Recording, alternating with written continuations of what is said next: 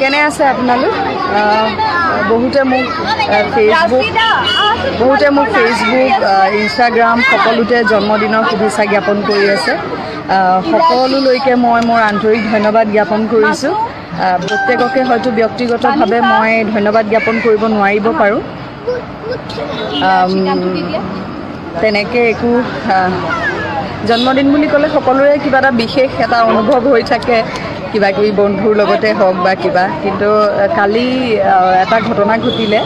মোৰ এইবাৰ কন্যাদান কৰিছিলে মোৰ আগৰ মৃত স্বামীৰ পিতৃয়ে। তেখেত ঢুকাই থাকিলে কালি। অকণমান এটা জটিল ৰোগত আক্ৰান্ত হৈ আছিলে আজি 2 মাহ ধৰি। তেখেত বিদায় ল'লে আমাৰ পৰা। তাৰপিছত এখন বিশেষ